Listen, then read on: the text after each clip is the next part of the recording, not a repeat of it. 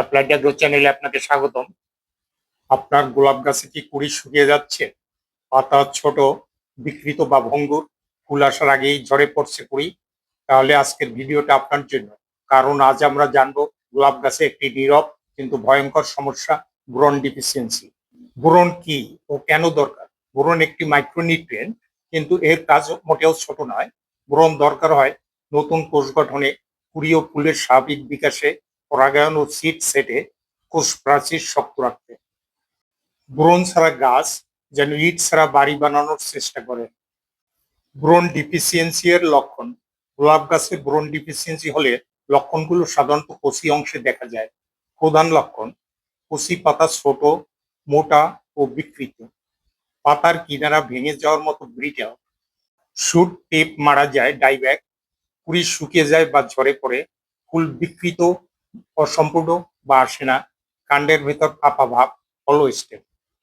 মনে রাখবেন, আয়রন বা ম্যাগনেসিয়াম ডিফিসিয়েন্সি পুরনো পাতায়, কিন্তু বোরন ডিফিসিয়েন্সি নতুন পাতায় আঘাত করে। বোরন ডিফিসিয়েন্সি কেন হয়?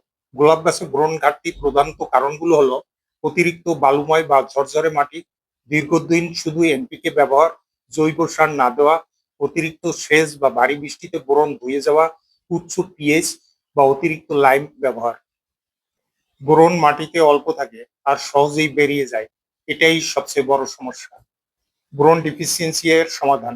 এখন আসি সবচেয়ে গুরুত্বপূর্ণ অংশে, সমাধান। ফোলিয়ার স্প্রে সবচেয়ে কার্যকর। বোরিক অ্যাসিড বা বোরাক্স 0.1 থেকে 0.2 গ্রাম প্রতি লিটার পানিতে, খুব বেশি নয়, বোরন বেশি হলে 20। 7 থেকে 10 দিন পর পুনরায় স্প্রে, সকাল বা বিকেলে স্প্রে করবেন। সয়েল অ্যাপ্লিকেশন সতর্কতার সাথে। বোরাক্স 1 থেকে 2 গ্রাম প্রতি টবে ভালোভাবে মাটির সঙ্গে মিশিয়ে দিতে হবে।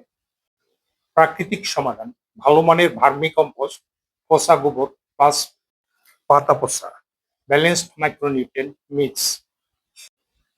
সতর্কতা: বোরনের ক্ষেত্রে অল্প হলেই যথেষ্ট, বেশি হলেই ক্ষতি।